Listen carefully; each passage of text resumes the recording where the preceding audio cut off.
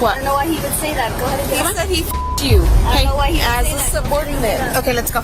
Imagine flashing lights and sirens and then seeing a loved one in cuffs. What goes through a cop's mind? How do they handle it? Let's dive in. A great example of this is 37-year-old Pennsylvania State Trooper Ronald Keith Davis. He's facing charges for allegedly arresting his ex-girlfriend Michelle Perano under the false claim that she was a danger to herself. The video shows Davis holding Perano against her will, a shocking abuse of power. It raises serious questions about the actions of those meant to protect us. Davis nearly restrains her as she resists. I don't need help. I need to get away from you. No. No. This isn't normal. I don't care what anybody says. Can I please stand up? Okay. I'm not going to any jail. I didn't do anything wrong. I'm not going anywhere. Absolutely not. You can't just walk up to someone and attack them and then call the cops on them. You're gonna, like, that's not okay. Get off of me. You just called the cops on me for existing. What the is wrong with you? Like, I don't understand what the I was thinking. She insists she's innocent as Davis pins her against the car. He tells the other officers to hurry up while she keeps saying she did nothing wrong. Didn't do anything wrong to get away from you. I don't understand. And I can't relax. You just called the cops on me for existing. I didn't like your group. Jesus, dude. Come on. What the fuck? What? Why are you treating me like I'm a criminal? I didn't do anything. I just want to be able to stand. Back and find out where they are. I just want to be able to stand.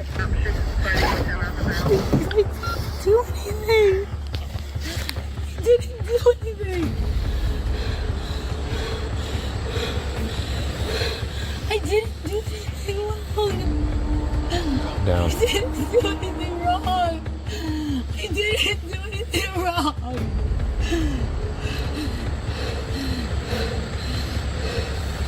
I didn't do anything wrong. I didn't do anything wrong. You can't take me against my will. I didn't do anything wrong. Davis was charged with official oppression, felony strangulation, unlawful restraint, false imprisonment, simple assault, and reckless endangerment after allegedly putting his hands on his ex's neck and choking her. A girl got arrested for driving recklessly, nearly hitting a car with a baby. Traffic cameras tracked her down, and officers discovered she was a sergeant's girlfriend. They stopped her, asked her to get out, and questioned if she thought dating a cop meant she could do anything and her boyfriend would bail her out. Jail, get this motherfucker out of my car. One step out. Get out. Dispatch, can we get an ETA on county? That's right, step out of the car.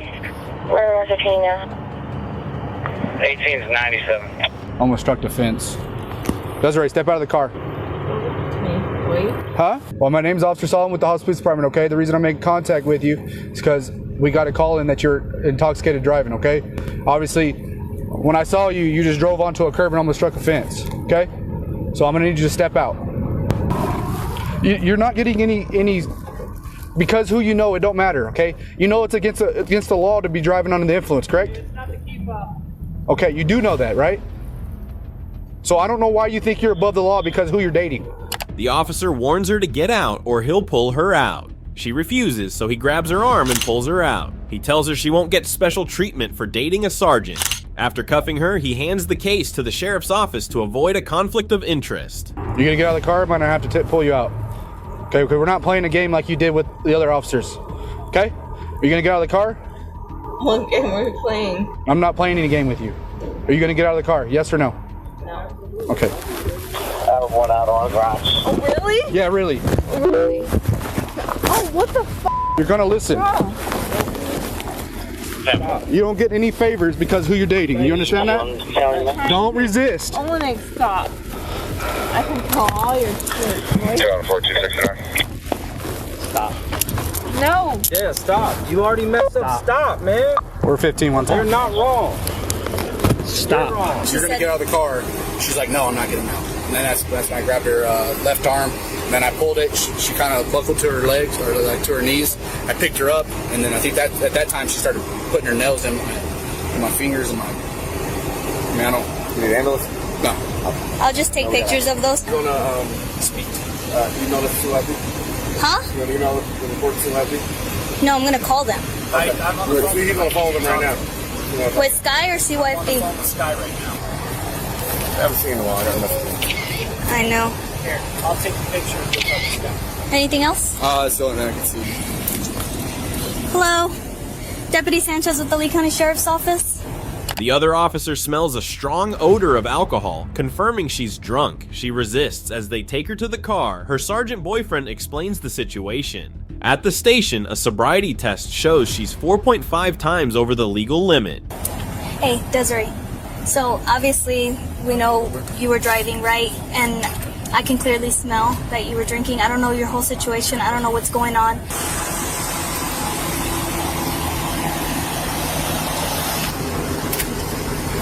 Monterey told me he subordinate. Ready? You. Hey, No. you have Mom to get in told there. me. I What? don't know why he would say that. Go ahead and He get up. said he you. I don't know why he would As say a that. subordinate. Okay, let's go. Go ahead and get up.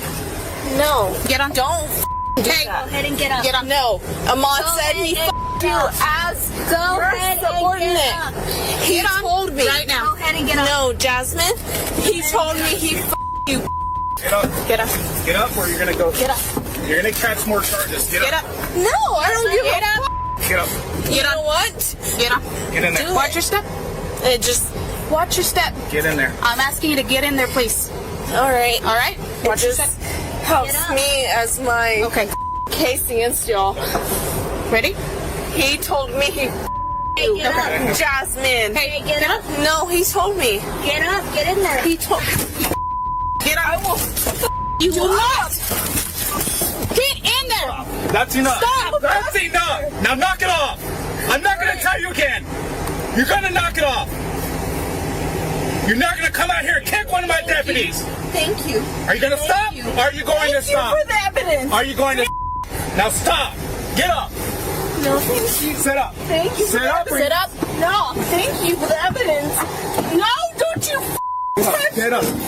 Get up. Is your name John Evans? Huh? She kicked.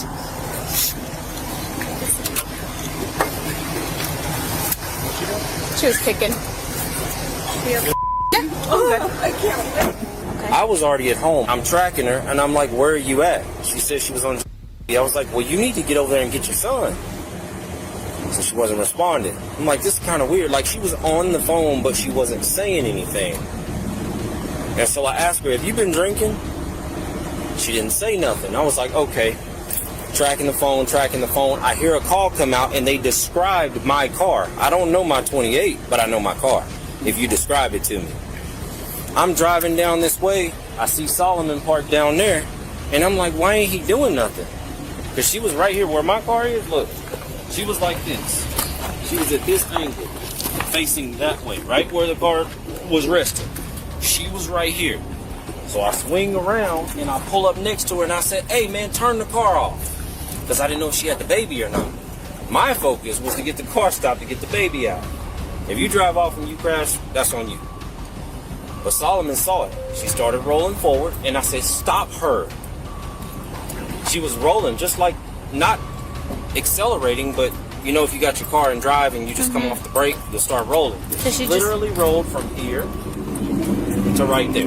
Above. I ran up, I snatched the door open, I put the car in park, I turned it off. I didn't see the key fob, but I have my spare. I keep my spare in my unit. Watch your Yo, watch your back, bro. I put it in park, I turned the car off. I didn't say a word to her. I ran around the other side because I could see baby's feet. So I'm trying to think before she gets the conscious effort to try to put this car back in drive or turn it on. I run around, I grab the baby. And then I ran right up to her mom and I was like, take the baby. Olenek rolls up, he was like, Sarge, we got it. I said, please deal with that. And I backed up. The only reason I'm here is because this motherfucker wouldn't answer the phone. So I'm tracking and I'm like, something ain't right. Obviously I was right. So when you went to the driver's seat, you obviously smelled alcohol. coming from her. I'm a recovering alcoholic, so I have a hard time smelling. The only thing this nose is good for is beer and whiskey. I can smell those too. Well, how did she see you? Because you've dealt with She just it sat many there, times. just like this. She did not say a word to me. Okay. But I didn't really give a shit what she was saying. I was just trying to get the car in park, turn it off, and get to the baby. Bro, Yeah. this was too much. I'm just trying to get home to my baby. Oh, you don't understand what happened a while ago, but yes, it is too much. So I'll just wait till he gives me the numerics, and then I'll transport her and see where we go, see if she gets more charges or not. So I can't do both. I can't.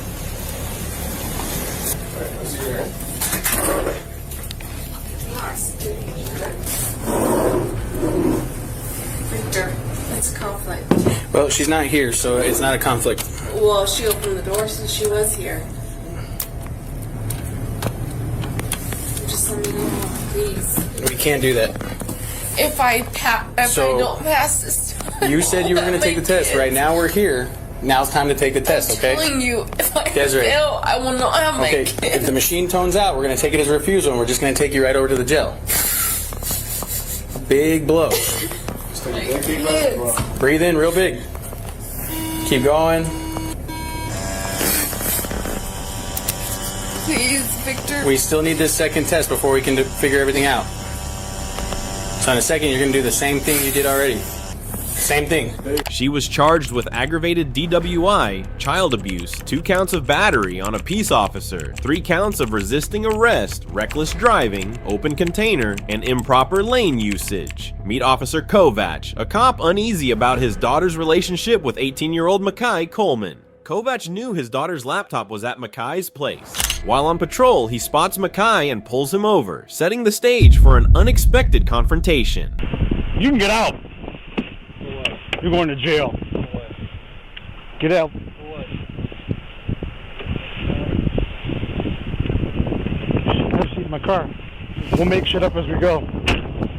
From the start, it's clear this isn't a typical police stop. The final words, "We'll make it up as we go," add an unprofessional and unsettling tone. Officer Kovach's actions go beyond regular duty. It's personal and emotional. His choice to start an unlawful traffic stop makes the situation serious. Even if there were valid reasons to stop Makai, proper protocol requires backup. But driven by his connection, Kovach decides to handle it alone. Any guns, knives, weed on you? What's that? Obviously. Go ahead and get smart before I can do something to you even more. When the passenger door opens, a friend of his daughter is inside, but his daughter is missing, adding a mysterious twist to the situation. 34 Ashland. I tell you get out of the car? Did I tell you get out of the car? On a road that close to us.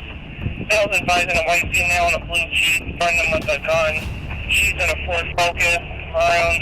She also called in and said she's right there, so she did show them in. She has a 1015 permit. Your dad know my daughter's in your house? Conveniently, Kovach stopped the car near the friend's house. He decided to talk to the friend's mom, remembering his daughter's laptop was recently used there. Not here. Why is there a computer there? I just come home and making dinner. My kids went to Walmart. Why would your daughter be in my house? I don't know. You know, so if I check and you're lying to me, you're going to jail. You can check, and I'm not lying. If I'm not lying, I don't know why you're accusing me of that. I don't have to lie to her. Well, I was told she was here. So if I check, I know you. and well, that boy's been harboring her. Okay, I heard she was suicidal. All I right. don't know anything about what's going on with your daughter. I'm sorry about the circumstances. Okay. But she was my own kid, so I could relate. Whether you're looking from a gun, So I can come in and check, right? She's getting a ticket because she wasn't wearing her seatbelt. So that's going to cost you your daughter. So that's going to cost you $20. Then you go back, get a warrant. Okay. That's fine. The woman kindly invites Officer Kovach to search her home, though she isn't required to. Things change when Kovach, citing a seatbelt violation, says he'll issue a $200 ticket, causing her to withdraw her consent. Kovach's mix of personal vendetta and professional duty becomes apparent, and the woman decides to voice her concerns about his misuse of power. You're making this You're being personal. disorderly. How am I being disorderly? She wasn't wearing a seatbelt. I was wearing my seatbelt. How am I being disorderly? You're making this personal. You want to ticket my daughter because you think your daughter is in my No, house. she wasn't But wearing a whatever seatbelt. is going in your personal. It's on life, video. You shouldn't take her with the uniform. It's on video. Okay? It is personal. It's on Because video. You see, when you accuse me of your daughter You're being in my disorderly. house, Would you like to? How am I being disorderly? I'm trying to conduct an investigation. You're obstructing me. You're obstructing me. For your daughter, and you're using police time. You're using obstructing the me. time. This is your last warning. I'm going to call 911. Realizing what's happening, the girl's mom boldly confronts Officer Kovac, calling out his unprofessional and illegal actions. Afraid his colleagues might show up, Kovac quickly backs off and lets the girl go without a ticket. Little does he know, a surprising twist is still to come. I didn't even see you. Get out of the car. Get in my car. Go ahead, you guys are good. Ma'am, they could go with you. Unbeknownst to everyone, Officer Kovac's daughter, Caitlin, was hiding in Makai's car, scared of what her dad might do to her and her friends. In a shocking twist, Caitlin's fears come true. Her father, driven by something unknown, forces her into his car, adding an unsettling turn to the drama. Get in my car.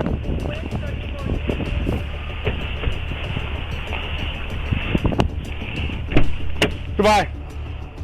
Goodbye. Goodbye. Get in my car. You can't. You can't take me. I am 18. Goodbye. Goodbye.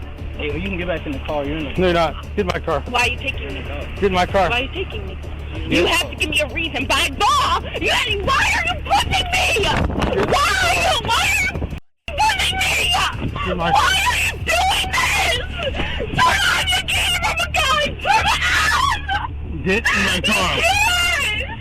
You can't arrest me for no reason. You can't.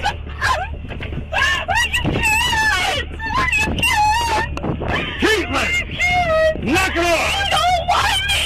I know. Why you can't do this? You can't do this. You can't. You can't pay me for no reason. Yeah, she did nothing. I'm an adult. Get in the car.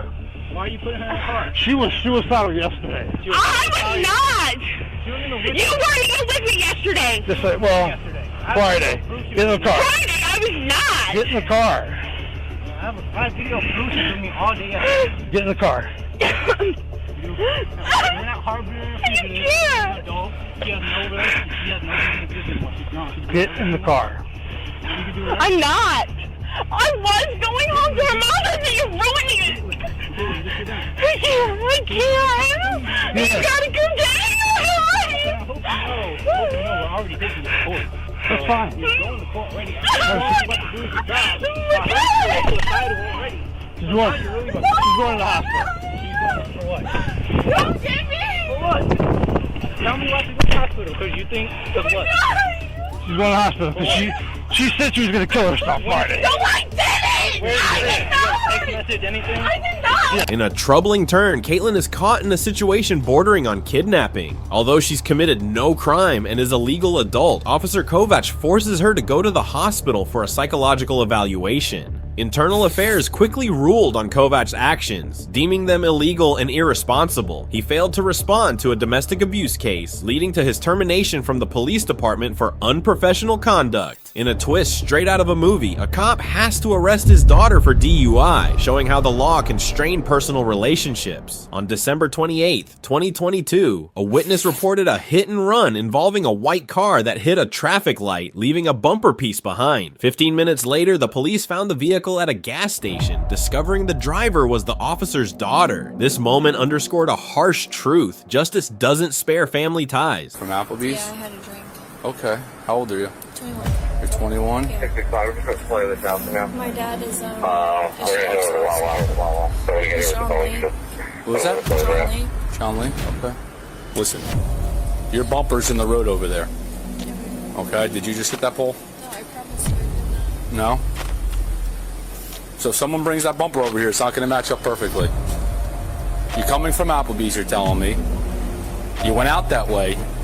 Everything's matching up.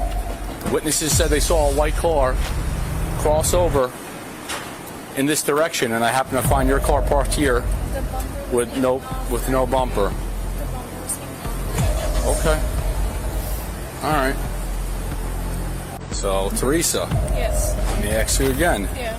You left Applebee's. Yeah, I left Applebee's. As 21-year-old Teresa faced the consequences of her actions, she quickly revealed that her dad was a local cop. Maybe she hoped he could save her from the mess she was in. But to the officers on the scene, it was clear that family ties couldn't fix this situation. A whole bunch of stories. You're in Pennsylvania, you can ask my dad.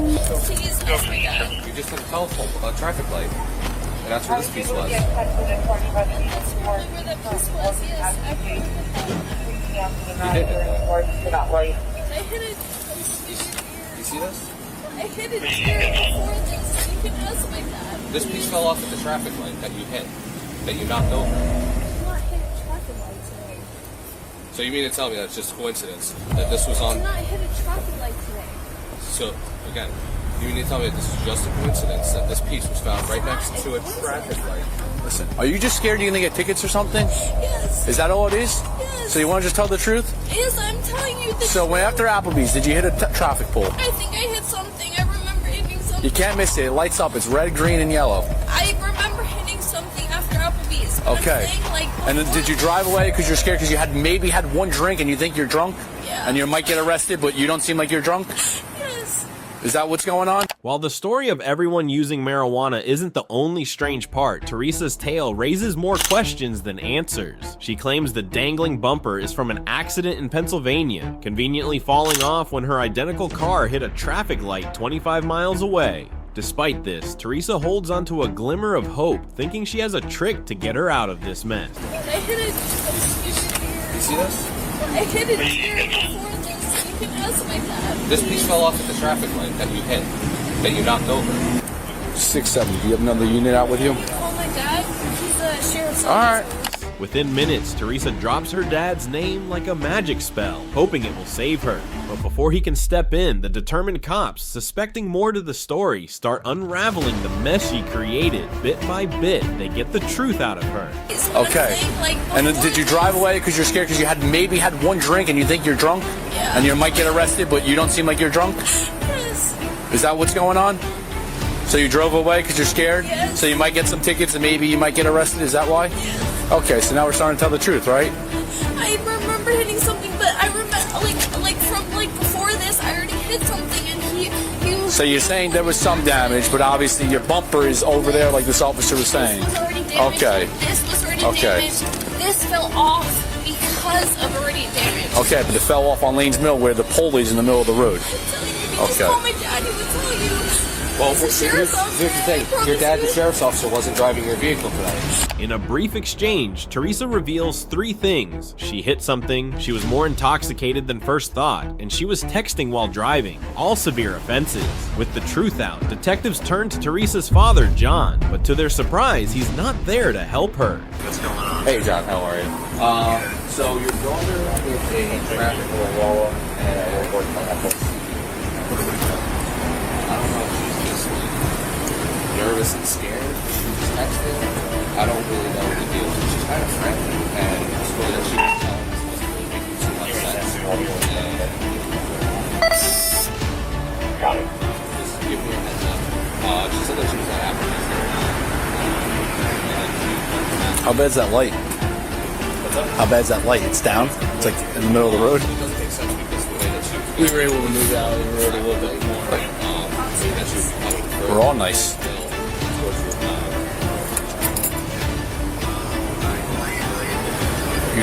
You were texting, you hit a pole, it fell, you drove away. Yeah, the car's drivable. I'm just giving you. Just let this officer talk to your dad, okay?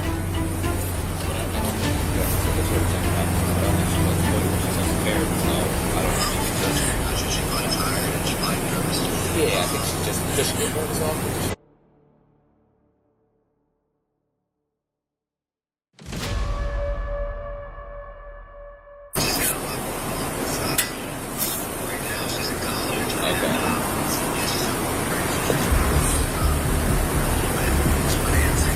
Okay, did she get into a crash in Pennsylvania? She did. Okay. What happened there? Okay. Okay, what did she, what's the deal with that crash? Where's the damage on the car? Okay, the damage on the car there, I think, if I'm trying to remember off the top of my head. It was like the front right bumper. John explains that Teresa hit a deer, causing damage to the front bumper, but he quickly adds that the deer accident was just a minor issue compared to the much worse and puzzling damage now on the car. No problem. Can I come out? You guys out there? That's up to you. I'll see if she wants you to come out, if she wants, you to drive her home. That might be the best thing. Yeah, she's at the Wawa on by Kent Road. Oh, okay, gotcha. So yeah, I think it might be best if you come because, like I said, she's upset, still very nervous. So okay. Yeah, I appreciate it. Let me come out there and I'll see you guys in just a couple minutes. Thank you. Okay. All right. Sounds good. Thanks. Bye. All right. Reality sets in as Teresa's hopes for her father's help fade. 5 minutes later, he arrives at the scene, ready to talk to the cops. So what she's saying, like, and where the damage was and everything, just doesn't really make too much sense. So I tried to get some more information out of her, but figures out there was somebody tonight. What's that? There was somebody. Inzarello? No. Yeah, not tonight. It's not here tonight. So this is that yeah, so you know where back entrance for Lowe's is? Yes. Where like LA Fitness is in that intersection? Yes. So look at the telephone pole by the Lowe's. So it came down. And then that piece of buffer there is there. But which described the other damage, the other black piece, obviously. Yeah, no, it was more than that. That's more than it was. Okay. Yeah.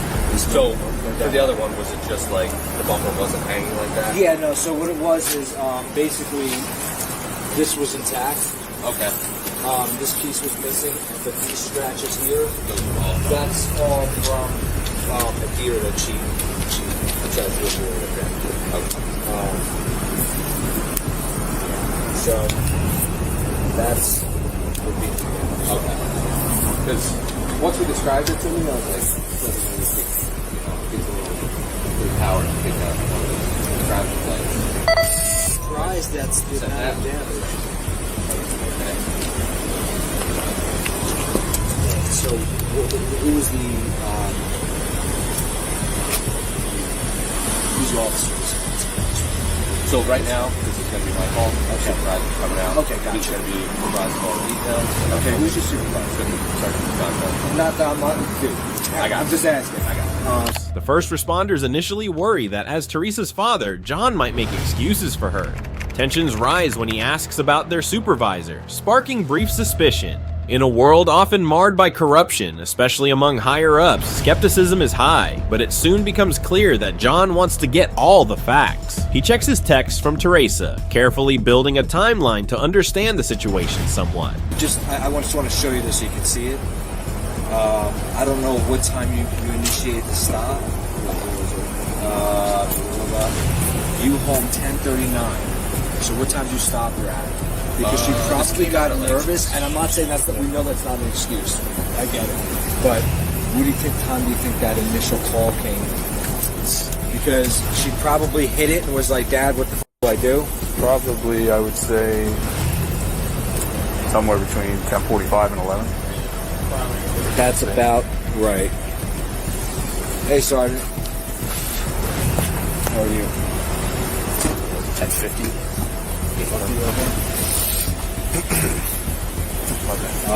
Right, so that would probably be about the time she hit it. At what time?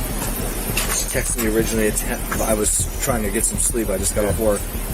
She said you home at 10:39. Yeah, that's about when the pole came out. Yeah, about that. Say somewhere we got it. Right. So she hit the thing, got nervous, and okay. Did she tell you she was going to Applebee's or Ruger's? Yes. Oh. Yes. I'm not sure which one she went to. Yeah.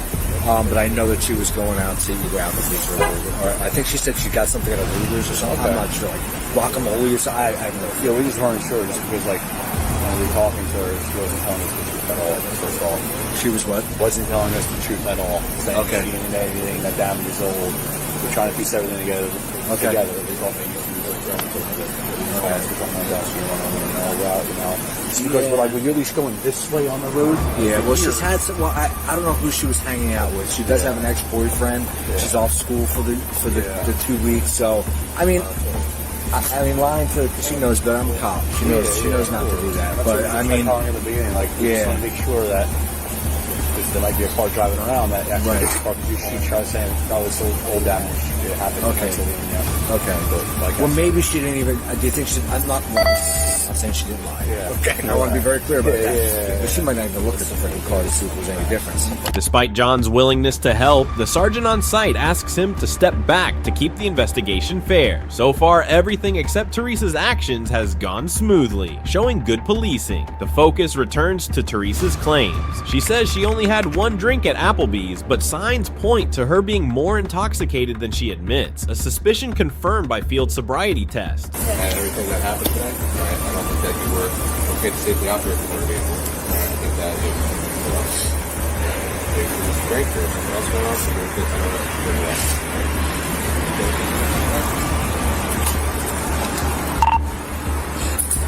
Base 1 female, 41, 17 for tonsil.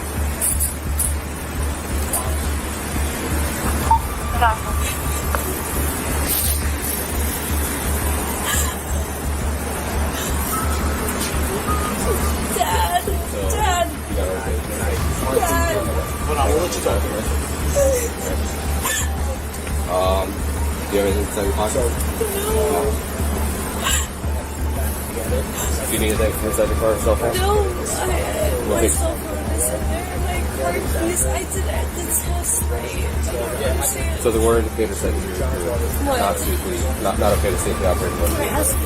You took too many steps to start. You missed steps, you had to tell. Going to the one-leg stand, raise your arms off the balance. There's a lot of indicators there that you're up there. So we're going to walk through the middle part here. I'm sorry for two.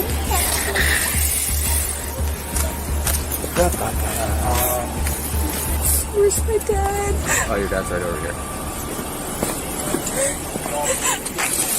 Can I see him? Okay. Make sure. So we have your cell phone. Do you need anything else from inside the car? Anything else in there?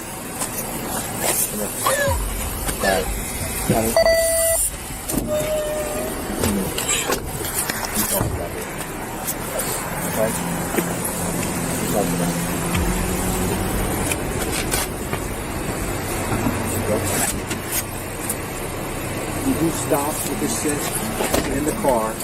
Right, you're arrested for DUI. Go ahead. Have a seat.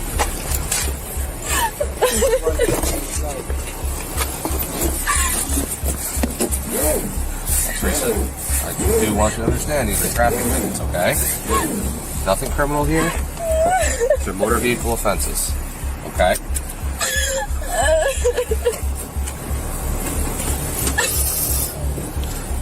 Teresa was forced into the back seat by her father and taken to the police station. There, it was revealed that her blood alcohol level was 0.17%, twice the legal limit. Now she faces charges of DUI, reckless driving, and failing to report an accident with a court summons awaiting her.